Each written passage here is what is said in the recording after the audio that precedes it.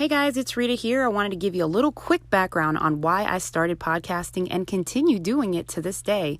So I am actually using Anchor.fm to record this podcast because it's free. One of the best parts about it is that they give you the creation tools that allow you to record and edit the podcast right from my phone or the computer. Anchor also distributes it for me, which is really cool because it makes it so much easier for me, and I can be heard anywhere from Spotify, Apple Podcast, and so many more. You can also make money from the podcast with no minimum listenership. It's everything that you need to make a podcast all in one place.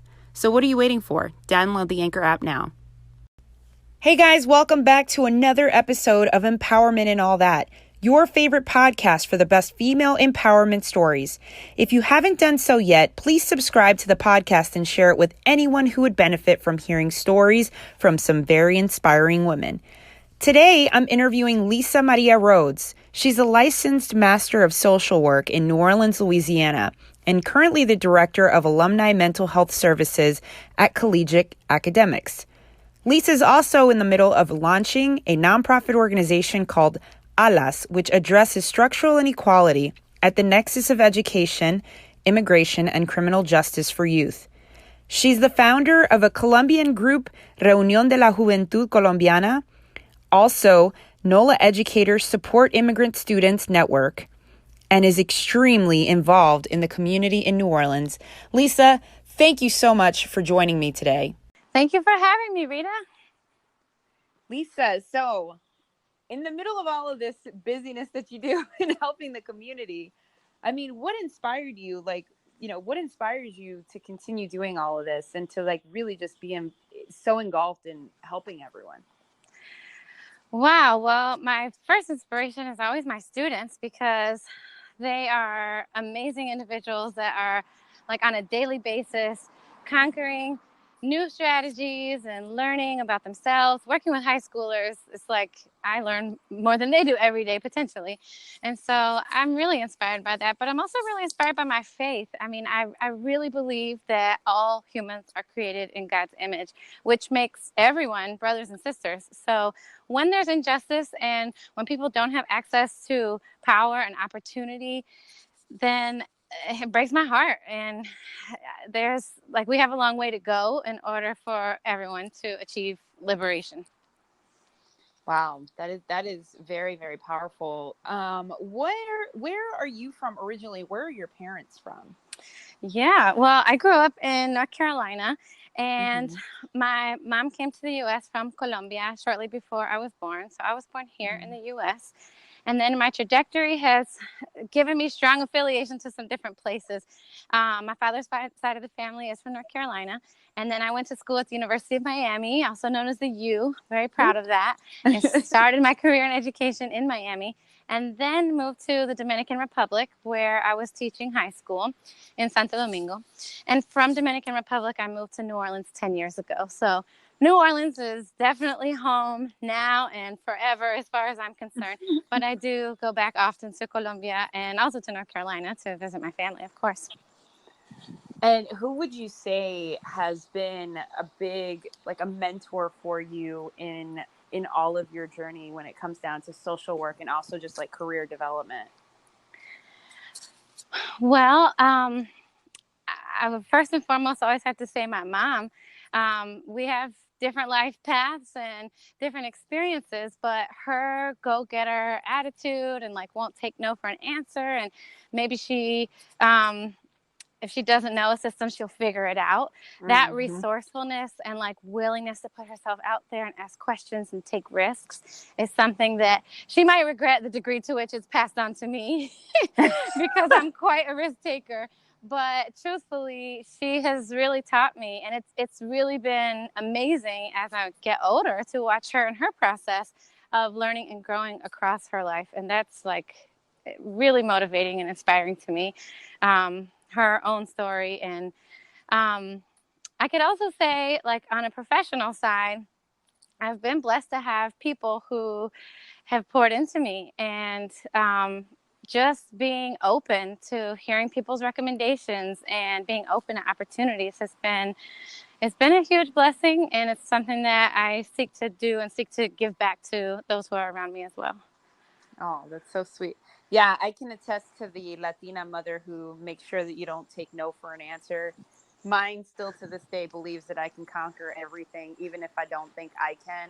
She just, for some reason, thinks we're all born with this like amazing willpower. So I love that your mom is like, She doesn't take no for an answer. If she has a goal, she's going to reach it. She's going to figure it out. And so that's a spirit that I think a lot of immigrants bring with them to the U.S. and inculcate to their children. And honestly, it's a gift and it's a strength that not everybody has. And those are some of the overlooked pieces that I think we might not talk about that in terms of a skill set, but when you have a mindset of, I will accomplish my goals, it is like, I'll do anything necessary because I have clarity around the why, then that's a gift. It's a huge gift. absolutely. I don't think that there's anything my mother thinks that I can't do. Like, she's like, no, you're going to do this because you have no choice. One, but you can persevere. If we made it here, you can do it too. Like, I'm just like, yeah, I agree with you 100%. Like, there's no mentor like a Latina mom. Like, that's right. So, yeah. So, okay. So I saw the other day you were posting these videos of yourself going over the border to go help out families that were immigrant families that were trying to make their way up here. And they were basically being sheltered by, was it a church or? Yeah. Tell me a little bit about that experience, because one, my heart was like pounding when I saw you doing that. And I was just like, oh my God, one, is it safe? And two, like, you human being for even doing that. So please tell us a little bit about what was going on, how you got yourself involved. And yeah, I'd love to hear that. Oh, sure. And I'm really glad that you brought this up and you named a few things that I've heard a lot of people ask me about, because there is a narrative that's formed, and the narrative is formed by those who are in power, by those who are in control. And that narrative says this is dangerous, this is scary, and it's not true. And I'm not saying that there's not danger associated, but there's danger here in New Orleans. There's danger everywhere in the U.S. and everywhere in the world. And so I think that is like a narrative of fear that's been pushed out in order to divide us. And I just want to address it head on and kind of demystify it. Like, this wasn't any big orchestrated plan. I actually had a conference in San Diego, sponsored by the Kellogg Community Leadership Network. And I was like, well, if I'm already going to be in San Diego, that's only 14 miles from the border to Tijuana. I'm a high school social worker. I've been supporting immigrant youth in New Orleans for the last 10 years. And many of my students came here unaccompanied to the U.S. seeking asylum. And that's what the nonprofit Atlas works on with them. That's part of it. And we can talk about that in a moment. But I honestly wanted to go and learn and just see what was going on. And so I just literally put a Facebook post out like 3 weeks ago, said, does anybody know anybody doing great work in Tijuana with people who are seeking asylum in the U.S.?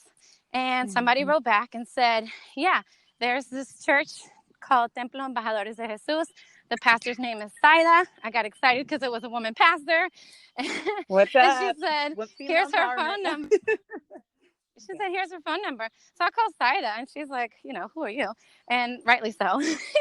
And just let her know, like, I'd like to come and help in whatever way I can. It turned out they had a medical team there, and it would be of assistance to them to have an interpreter. So great. I literally just walked across the border on the pedestrian bridge, which it seems like this big deal, right? But if you think about it, for you to go 14 miles from your house, wherever you live, is that a big deal? No. So it's the same thing. Like, it's one piece of land that used to be Mexico, and now it's the U.S. Right. Oh, I live in Texas currently, so I totally know that narrative. Yeah. And so, okay, walk across, get a taxi, give them the address, show up at this place, and sure enough, it's a church that has a shelter. And I had a real, like, God moment right when I got there, because the person who opened the door used to go to my church in the Dominican Republic. He was a refugee in the Dominican Republic from Haiti, and now has traveled with a group of Haitians from Chile all the way up through South America, Central America. And he opened the door and I was like, wait a minute. And he knew me and I knew him. It was like, wow, a real affirmation that this is where I was supposed to be at that moment. Yeah. And honestly, I was going to learn. I wanted to contribute in whatever way I could. But while I was there interpreting for the medical team, the people were telling their stories of having lost family members on the way, having lost children on the way, sick children who, like, because the mothers were suffering from malnutrition, it couldn't produce enough breast milk to feed their babies. And so it's just a dire situation. And I was like, oh, I came here to learn, but that's not why God had me here. Like, I need to do something about this. And not that I alone could do much, but together with the power of the community, we can do so much. Like, you can just be an ordinary person like me, like you, like anyone, and bring together a bunch of other ordinary people and make a big difference. And I'm really inspired by everybody who has pitched in. So I just literally made a GoFundMe, posted it on Facebook that night, shared the story that I just shared with you. And so far we've received $6,005 in donations. Oh my gosh. It's still open and active. And so then after the conference, I just extended my flights. And I want to demystify that too, because that sounds like, oh, who has money to extend a flight? Not me, I'm starting a nonprofit. But it was on Southwest, so I just logged in and there's no change fee. So just changed it. So I just want to make this like easy and accessible for anyone listening. Like, you can do something great with whatever you have. And so then I went Lisa, back. I would love, I'm sorry, go ahead. Oh, it's okay. So then I went back after the conference the following weekend and we went grocery shopping because, and like, what's important here is to center the people who were in the shelter and the people who are running the shelter, because they're the ones who are there every day. They know what they need. They know what works well with diets. They know, like, it's just so important not to say like, oh, okay, I'll go grocery shopping and give I don't know the right things to pick out. Like, I don't want to assume. And fortunately, the pastor, she had already gone to all of the local stores and she knew, well, you can get twice the amount of chicken for that price at this store. So we went to 3 different stores, got a bunch of food. And now the next step is so that people can donate. We're setting up PayPal for them so that they can have a link and anybody can donate anytime, so that it doesn't have to be centralized through, any other person. So that's awesome. I want you to share that link with me so that any of the listeners who may be interested in donating some funds to the church down in Tijuana, they're able to do And you that. know what? That is an example of a person, an ordinary person doing extraordinary things, because they 3 years ago met a family who had no shelter, invited them to stay on the floor in their church, and then 3 months later had 525 people there. And they don't have the business plan and the funding and the everything ready. They are literally just loving their neighbor and figuring it out together with their church community, selling the things they have to provide for people who they don't know. It's just like, you can do extraordinary things no matter who you are or where you are. You just have to want to do it. Yeah, no, absolutely.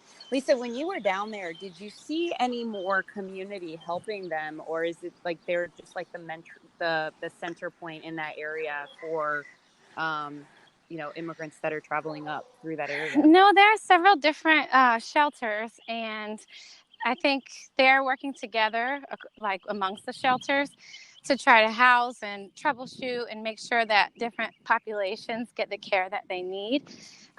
It seems pretty grassroots and like people who care just saying, hey, let's all meet on Tuesday and figure this out, And also, Saida has told me a little bit about help from other people who have wanted to donate water and donate food. And so it seems like people are coming together. They might not be in the news or highlighted for it, but people are taking care of people, yes. It's great that we hear this story of this type of mobilization, because it seems as though even the Hispanic community now is trying to join in on the negativity and saying that these people are not being taken care of, or that things are going on that aren't necessarily positive. So it's great to hear that the community is definitely coming together to help the immigrants that are trying to make their way here. Now, I do want to point out, these are not U.S. border facilities at all. This is just a person with it. So I can't speak on that. I have not visited one, and I too have seen the news. It is horrific and problematic. And I can't underscore how dire the situation is. Like, while there are people on the ground who care, they don't necessarily have all the resources to provide for all the people that they are providing for. And so I do think that there's an opportunity here, especially for those of us who are in the U.S., especially because the dollar goes farther once it's converted to a peso, to be able to support financially the people who are actually supporting with their time and their structures and providing physical shelter. Wow. Wow. You really are inspiring me to want to go over there. I mean, it's just so, it's interesting. My parents being Honduran, like, they came to this country 30 years ago. I couldn't imagine, had they not have came here the way that they did back then, us actually going through something like this. Like, it's just very, a very selfless act of yours to do something that awesome to help these people. I mean, I can't tell you how thankful I am that you were able to share that story. And it's interesting, the power of social media as well, that, we could literally watch and experience what you're experiencing while you're going shopping, while you're walking over the border, while you're, and for people who don't have eyes and ears down there, to see somebody who's a pillar of community engagement in New Orleans, to watch you do that. It was so inspiring, like, it's like, what am I doing with my life right now that can be more, what can I do to be more for the community as well? So I thank you again for that. That's just so selfless and such an amazing act that you did. Wow, thanks. But that's not all. I do think we have many different gifts and talents. So, the analogy of like many parts, one body, everybody has different ways that they can pitch in. And so it's about looking to ourselves to say, hey, what am I called to do in this situation? Or what do I have to offer? And we all have something. It might not be, maybe we don't have money to offer, but we have time, or maybe we can make phone calls. Maybe we work more on the policy side. Like, there are different needs across the spectrum, and everybody can pitch in. Speaking policy for a second, what do you feel is one of the most challenging things that they're facing as far as policy is concerned around these children that are coming to the States right now? Well, a clear path to citizenship is a really challenging issue. And I can give you some information, actually, on that side, in terms, if we just look at, like, as you mentioned, I work in Collegiate Academies. I'm the director of Alumni Mental Health Services. I've been a social worker there and a teacher there over the last 9 years. And when we look at our high school graduates, overall, 74% continue to higher education. When we take out students who are undocumented, 0% continue to higher education. And we have to change that. And so, like, that jarred me a couple of years ago. And that is the genesis for the nonprofit ALAS. So ALAS is a program that has been in operation over the last 4 years in Collegiate Academy schools. Now we're up to 5 schools. And right now we're converting into a nonprofit so that we can serve more schools and more students. And when you look at, if you get charged with a crime in the United States and you go to court, you get a public defender. If you have immigration court, there's no public defender. So when my students go to court without a public defender, they don't have $15,000 to $20,000 to pay an immigration attorney. That means they represent themselves. So we're talking about minors who don't have English as their first language in court representing themselves. I have a master's degree and have been in court a lot, and I wouldn't feel comfortable doing that. And so the outcome is that only 8% actually get permanent residency when they're representing themselves. The outcome, if they have an attorney, is 88%. So this is like 80% difference. It kind of makes or breaks the case. And so that's one policy issue, is having public defense in immigration court would be a stepping stone to create access towards pathway to citizenship. That's the second one, Mm-hmm. having clear pathways to citizenship. A lot of times people don't know much about immigration, and they say, like, why don't they just do it the right way? Why don't they just get in line? There's not a line. Actually, people who are coming here from other countries who are seeking asylum are acting according to the law. Like, you're allowed to come into the United States if you're seeking asylum, and you file for that. And so what's happening now is actually that we're not upholding what our laws already say, and we're barring people and then treating them in less than humane ways, to put it as nicely as possible. But so the goal for ALAS is actually to connect students with attorneys so that they have representation in court and they can have access to permanent residency, which then grants. So on another policy tip, if you think of graduation, if you're in a state that doesn't offer in-state tuition to students who are undocumented, that means they have to pay out-of-state tuition and they don't qualify for federal financial aid. So that's more of the angle that I'm working on directly, is looking at how do we get kids permanent residency so they can access that. And on the policy side, what that might look like is creating in-state tuition for graduates of high school from any given state, regardless of immigration status. And the other piece would be creating in-state aid, as some states have done, like Texas has the TAFSA, like FAFSA. So those are some examples of how policy could move forward access to opportunity, both for citizenship and for education.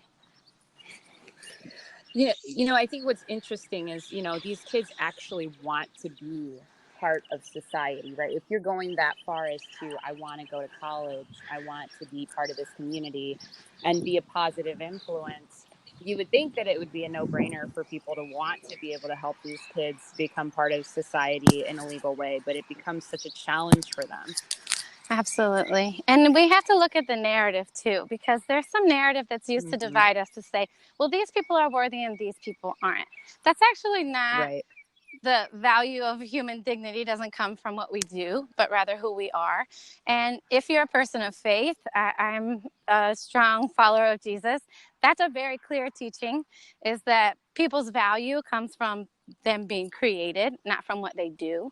And so I encourage people to examine those narratives so that we're actually looking at what does it mean to be a place where we believe in happiness, ideals that we talk about, but how do we include everyone in those instead of exclude people, as we've seen multiple times throughout history. Yeah, no, I completely agree 100% with you. I think what's been so dangerous about this administration has been the narrative that they've created around these people that are coming here to this country, Yeah. And honestly, it's very scary. Historically, this has been true too, because we don't, I love President Obama for many reasons, but on immigration, Obama was a chief deporter. More people were deported under President Obama than any other president. And so I think one thing that is happening right now is, because our current president has said so many terrible things and done so many terrible things, people are angry and people are aware that there's a problem. Before this time, there was still a problem there, and there was less awareness and there was less mobilization to action.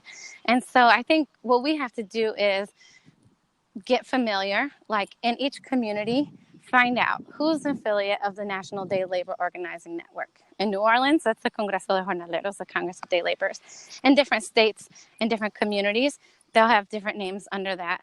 But just to actually find out, there are people who work on this 24 hours, 7 days a week, 365 days a year. And that's one really good starting point to getting involved, is going to those groups and saying, how can I help? Yeah, that's such a great idea. I feel like you're inspiring me to mobilize to action again. Do it. I haven't done this in such a long time, and now I'm so inspired today, because you really have given such amazing gems of knowledge about just, things that we can be doing in general, what access do I have? Who can I be connecting people to? Just some things that are just so simple as getting on the phone and calling people and finding out more information it's so important. That's right. And you know what? And vital. Right now, at a time when the president announced these a deportation initiative, it's a time to get trained on rapid response to ICE. So if you're somebody who does have permanent residency or citizenship, who's not living in fear and who's not at risk of deportation, you can just go to a training to learn how you support our brothers and sisters who are living in this reality. And that's so simple. It could be that, like, you get a text alert and something's happening in your area and you go and you film it, but you're trained, like, what's the proper way to do that so that you're not exposing yourself to any danger or harm, and so that you are capturing anything that could be used in order to support the person who is being targeted. So, wow. Just Googling like rapid response trainings. There's one coming up in New Orleans in the next couple of weeks. And this is being organized across the country. Organizations like Mi Gente and United We Dream are organizations that do this work year round. So we can look to them for information on narrative. Like, we don't share articles to create panic, for example. We actually share action steps, So there's levels to this, and it doesn't matter what point anyone enters. My charge to people is see what you have to offer and then enter together with the community that's near you that's already acting on this. Such a powerful call to action. Yeah, that thank you for giving the information on these places to find, just different ways. And, you touched on something that I personally do myself, which is like sharing articles. And it's not necessarily that you're trying to create panic, but really more educate the public on what's going on. But I think you're absolutely right. Instead of sharing those, it's just like more talking about things that they can actually do to assist versus scaring everybody into, forensic panic about what's going on with immigration. Right. And I mean, the impacts are real. I have a student who, as soon as that announcement came out, he quit his job and he called me and talked to me about it and said, like, I'm not going to be at risk of going to work. But that's what happens, is that everyday people who are working hard to get their education and to work, who are paying taxes, are then paralyzed out of fear. And families are separated. I mean, we are all part of some sort of family unit, whether that's created or born, and that's just an essential basis of our existence, is being able to be with the people who we love. And so they're trying times, definitely, but there's a lot that we can do to support each other. Definitely. So I want to know, you're starting a nonprofit, right? That's right. Biggest challenges that you've been facing so far as a creator? Have you heard of imposter syndrome?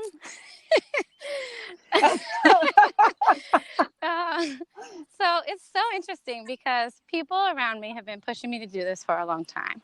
And I wasn't ready. It took time, prayer, some experiences to come up for me to be in a place to say, now I'm ready. And I'm realizing how much of that has been centered in just the belief that I could, which, if you know me, for people who do know me, people would call me confident. Like, people wouldn't say, oh, she has insecurities around this. They would never guess that. But even people who come off as the most confident may still have insecurities about making changes, about potential roles, being different, ability to influence. Like, these are big and scary things. They can be, but they don't have to be. And that's what I'm learning. It's like every day I am sitting down to do something that I've never done before, don't really know how to do. And I'm figuring it out, but not by myself. It's honestly drawing on the power of community.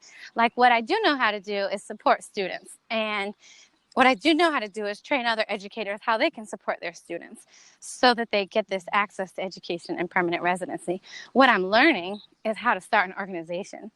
And that's intimidating, fundraising, bylaws, selecting a board. Those are some initial steps that I've never done that before. And so I think just recognizing that like, you don't have to have it together. You don't have to have all the answers. You have to be willing to ask. You have to be willing to learn and to grow. And if you have that, then, one other point that is like essential to this, I hear a lot of people kind of grilling me like, why are you starting something? We already have a lot of nonprofits. And I appreciate that because it's easy to duplicate services, and we see that happening instead of work together.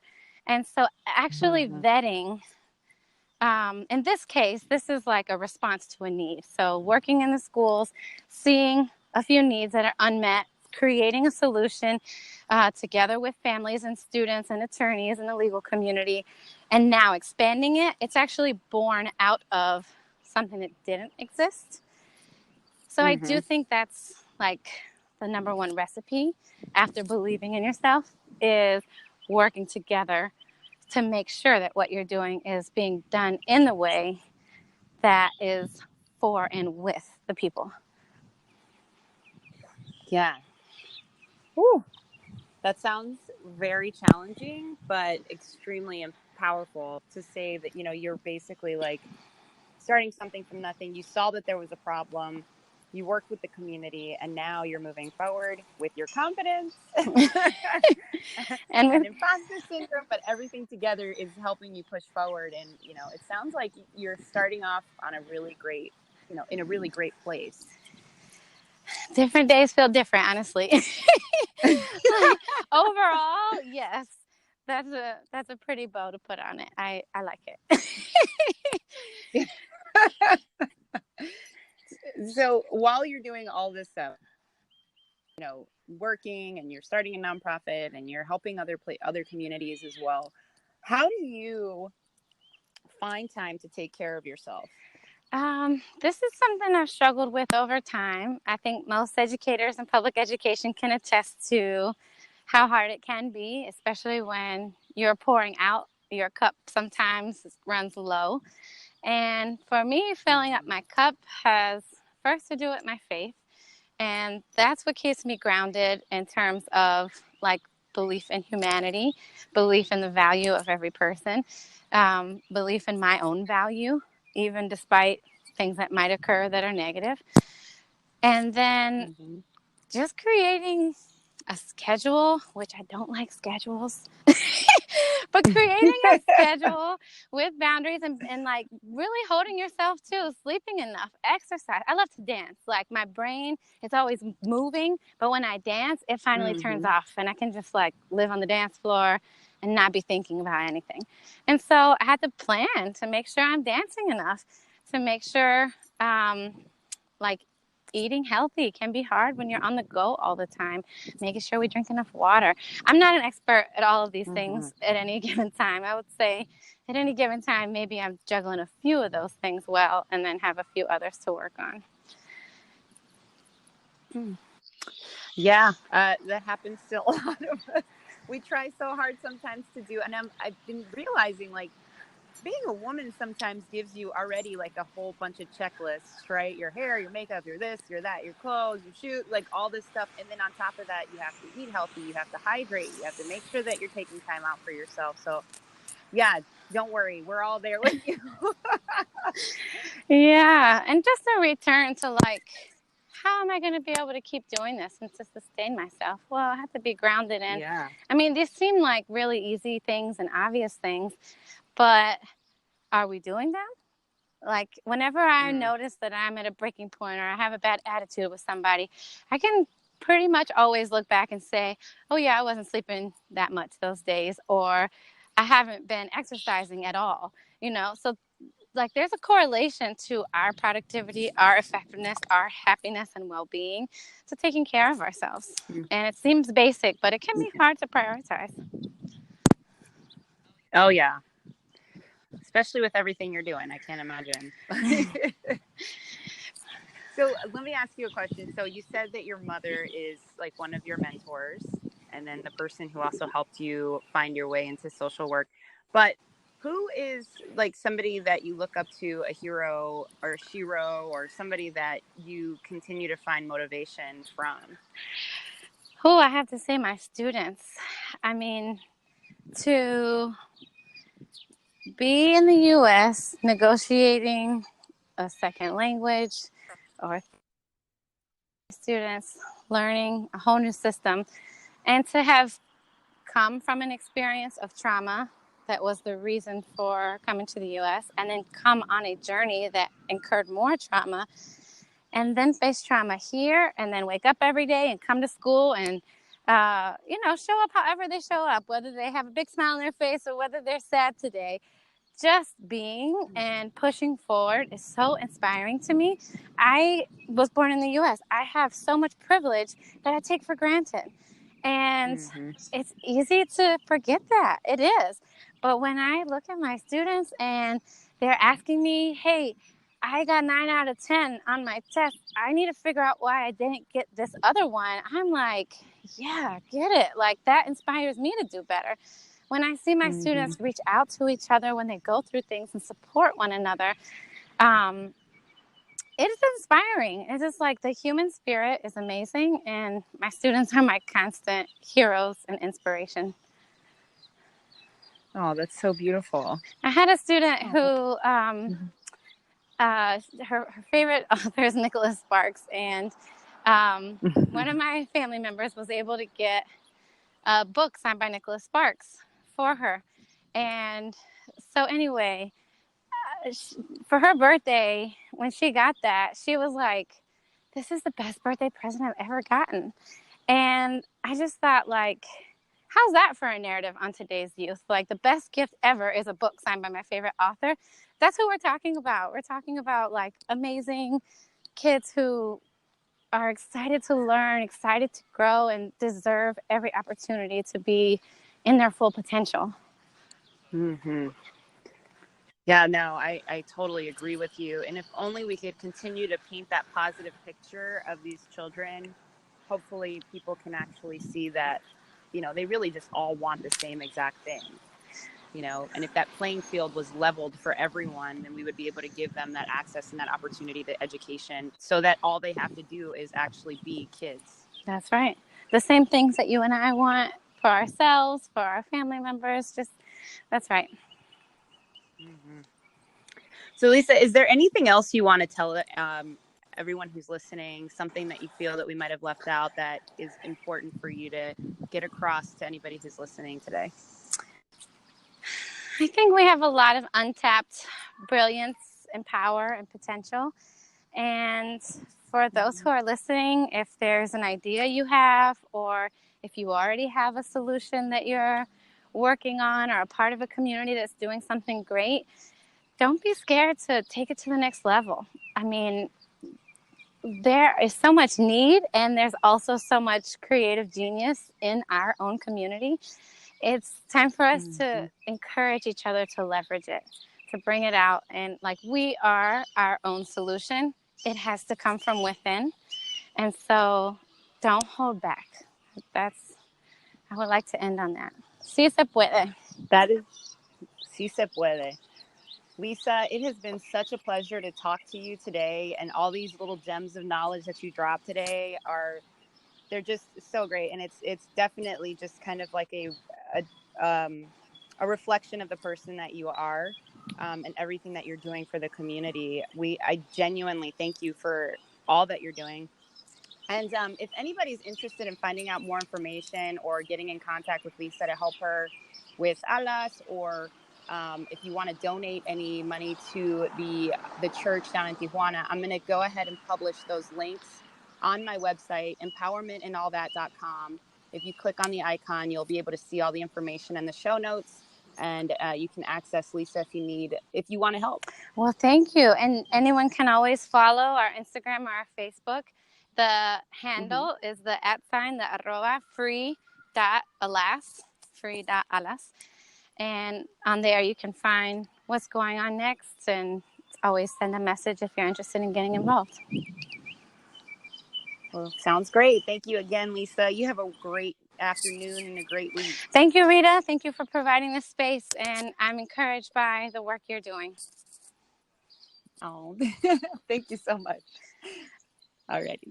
Adios. Bye. Thanks again for joining me for another episode of Empowerment and All That. For daily inspirational messages, follow me on Instagram at Rita, RITA_Bautista, BAUTISTA 1111, or you can follow Empowerment and All That on Instagram and on Facebook. And remember, keep it positive or don't keep it at all.